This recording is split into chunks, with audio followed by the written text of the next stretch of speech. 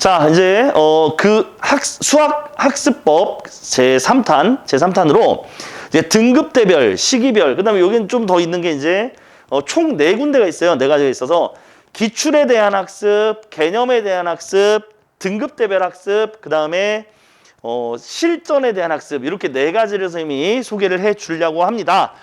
자, 그래서 그 첫 번째 기출에 대한 학습 전략입니다. 기출에 대한 학습 전략인데, 기출은 앞서서도 얘기했지만 너무너무 중요합니다. 선생님이 수업 시간에 입버릇처럼 1년 내내 한 얘기는 기출은 씹어먹을 정도로 공부해라. 씹어먹을 정도로. 기출은 다 맨 처음 얘기한 게 뭐예요? 고3은 시간이 없어.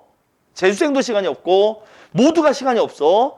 시간이 없는데 천천히 간다? 안 됩니다. 기출은 처음부터 달려가야 돼요. 개념과 연결해서. 자, 그런데 기출을 어떻게 공부하는 것이냐라고 물어본다면 기출은 단순히 풀어놓고, 선생님 저는 이 문제 알아요. 3번이에요. 이 문제 알아요. 5번이에요. 의미 없어요. 그거는 기출에 대한 학습이 아니에요. 뭐냐? 이 5가지 틀로 얘기할 수 있어야 기출은 학습한 겁니다. 첫 번째, 문제에 반영된 출제 원리가 무엇인가? 두 번째, 숨어있는 함정은 무엇인가? 세 번째, 주어진 조건 중에서 핵심이 되는 키워드가 무엇인가? 네 번째, 문제에 반영된 개념은 뭐지? 다섯 번째, 학습자 본인이 부족한 개념은, 나는 어떤 개념이 부족하지? 내가 뭐가 부족해서 얘가 틀렸지? 이 5가지를 얘기할 수 있는 게 기출에 대한 학습입니다. 자, 그래서 그 구체적인 학습은 어떻게 되느냐? 점수대별 학습 방법인데요. 일단 단계별 학습입니다. 근데 선생님은 앞서서도 얘기했던 것처럼 그냥 2점 쫙 풀고 3점 쫙 풀고 4점 쫙 푸는 게 아닙니다. 처음 할 때부터 2, 3, 4점. 근데 좀 쉬운 4점. 두 번째 때는 쉬운 4점에 대한 오답을 하면서 준킬러 4점과 킬러 4점 맛보기. 세 번째는 준킬러 4점에 대한 오답과 킬러 4점에 대한 도전. 요렇게, 요런 식으로 1회 할 때, 2회 할 때, 3회 할 때 2, 3, 4, 4, 준 4, 킬 4, 준 4, 킬 4 이런 식으로. 요렇게 3바퀴를 돌리는 거죠. 그리고 이제 여기서 보면은 킬러 4점은 어떻게 학습을 하느냐? 나중에 얘기입니다. 이거 킬러 4점은 나중에 얘기인데 시간을 정해서 풉니다. 무조건 10분에서 15분 넘어가는 순간 이건 내 거 아니야. 1시간 동안 저 한 문제 풀었어요. 의미 없는 학습이야. 10분에서 15분 정합니다. 킬러는. 풀리지 않으면 여기서 생각 안 떠오르잖아? 그럼 바로 그냥 해설 갑니다. 킬러를 공부할 때는.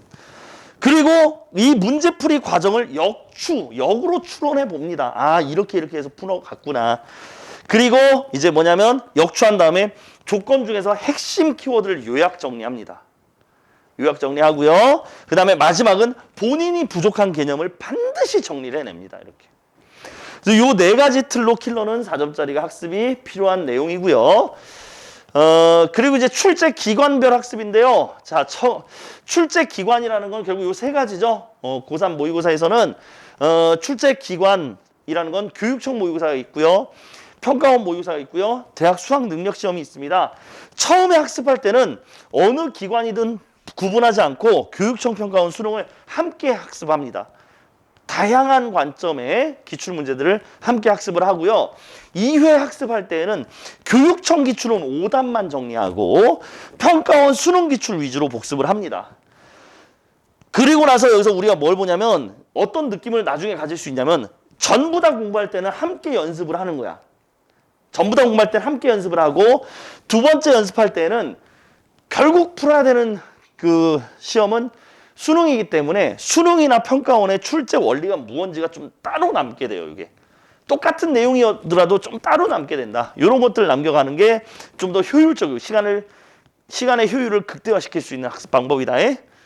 다음 기간별 학습인데요. 요거는 똑같은 문제 유형이라 하더라도 추론 능력을 물어보는 빈칸 추론 문제입니다. 이렇다 하더라도 이게 시기별로 교육과정이 다 다르다 보니까 취지가 달라요. 문제 나오는 패턴이 다르고.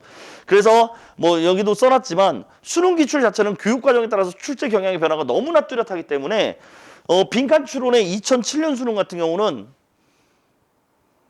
확률이 아니라 확률은 확률인데 여기는 점화식, 2015년은 점화식, 그다음에 2019년은 확률에 대한 빈칸 추론, 그리고 이제 올해 치러지는 수능과 올해 치러졌던 6월, 9월의 평가원은 전부 다 패턴을 달리했어. 그래서 이 추론 능력을 물어보는 빈칸 추론을 어떻게 공부할 것이냐. 10년 전 거, 5년 전 거 다 버리고 올해 것만 다시 공부하는 거예요. 올해 것만. 올해 모의고사만. 그리고 올해 나온 연계 교재만. 그래서 이것이 기간별 학습으로 선생님 좀 더 구체적인 이야기는 여기에 있습니다. 수투나 미적분을 공부하는 친구들은 특히 그중에서 미분이나 적분은 이거는 내용이 방대하고 워낙에 수준이 다양하기 때문에 5개년에서 7개년 범위를 전부 다 학습을 하는 겁니다. 그런데 수1의 지수로그 함수는 5년마다 얘네들의 그 출제되는 패턴이 다 달랐어. 그래서 최근 4개년 범위만 공부를 해봅니다. 수열 역시 그 내용이 점점 축소되면서 방향이 달리 가고 있어요. 그래서 수열 단원도 최근 4개년 범위로 좁혀서 공부를 합니다.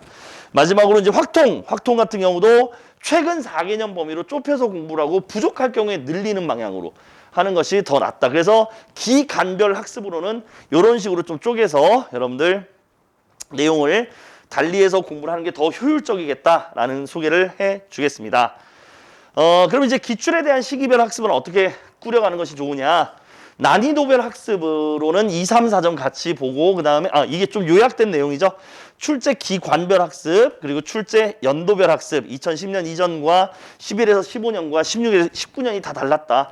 그리고 또 2020년과 2021년은 또 다를 것이다. 이런 것들을 좀 생각하면서 기출에 대한 시기별 학습 방법을 여러분들 그 계획을 잘 세워서 공부를 해 주셔야 되고요. 그것에 대한 구체적인 내용은 개인별로 여러분들 좀 상담을 통해서 저는 여기 부분은 어떻게 공부할까요? 라고 이렇게 학습 플랜을 짜 줄 수가 있다라는 이야기로 마무리를 하겠습니다.